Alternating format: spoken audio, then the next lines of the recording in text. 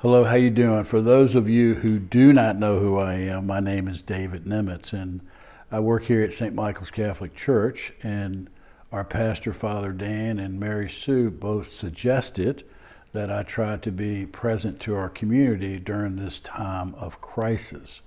For those of you who do know me, you know how hard it is for me to sit in a chair, look at a microphone, and look at a camera, and look at Michael on the other side, because I rely so much on talking with people and being present to people. So this is going to be difficult. My hope is that I can do a short series of different topics that have occurred in my life to kind of be more present to you as we go through this crisis. One of the main hopes, of these sessions is the idea of hope, that we have hope in our lives, that we go through all kinds of different things throughout the course of our lives. And so I was going to look back at my life and start kind of at the beginning and kind of talk about different things that I was hopeful for through the course of my life. Break it up into sections because I know the average American has an attention span of 2.5 minutes.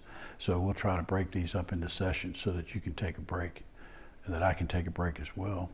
For me, it started when I was a child, being one of 9 children.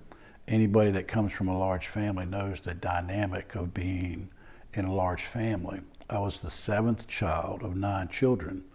One of the characteristics of being in a large family is that you learn how to blend.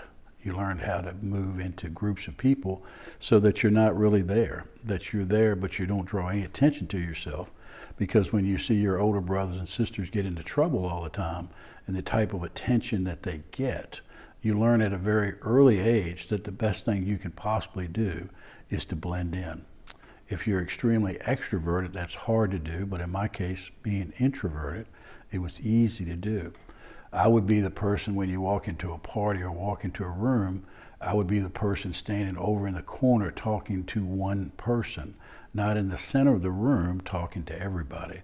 So I think you learn that when you're a child. You certainly learn that when you come from a family that is dysfunctional. And my family was about as dysfunctional as you could be, because we start with an alcoholic father who was very present to us, but he was the type of person that on the outside of the family unit, he was beloved.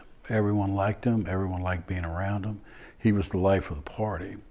When he was at home, at that time in history, parents taught children to be seen but not heard.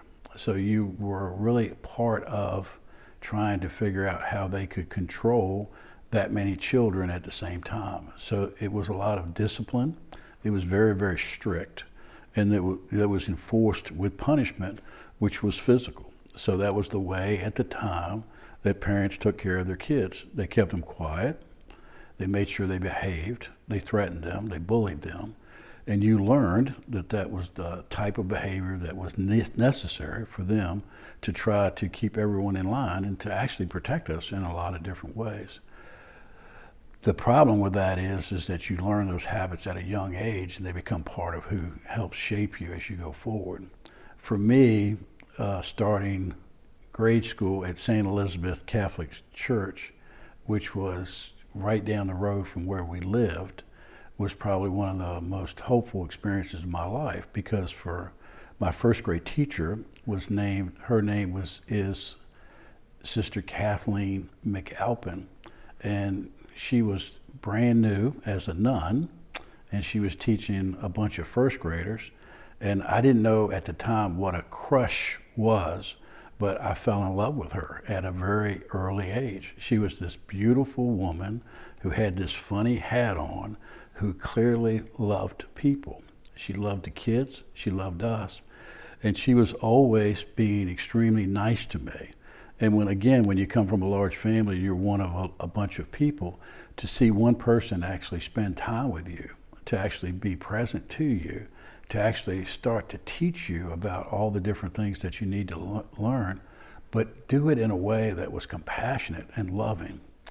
Well, my relationship with Sister Kathleen started in first grade and continued through 8th grade. through that period of time, she went from being a first grade teacher to principal to eighth grade teacher. So unbeknown to me, Sister Kathleen would find all kinds of reasons to get me out of the house. So an example of that would be that she decided that the convent needed somebody to learn how to fix lawnmowers. So once a week for about 8 weeks, she would come by the house. She would pick me up in the convent car. We would drive to a class to learn how to take an engine apart on a lawnmower and put it back together. Somehow I don't think Sister was that interested in learning about lawnmowers as much as she was giving me an opportunity to see that the world was just a little bit bigger than what I thought it was. Because when you come from a large family and the alcoholism and everything else, there's a tendency to keep that family tight, to not let it be exposed to the outside world. And so she was trying at a really early age for me to see that the world was much bigger than what I had seen. And she did that in a way that was so loving and so compassionate. We always used to start at St. Elizabeth's 2 weeks before the school system, the kids went back to school.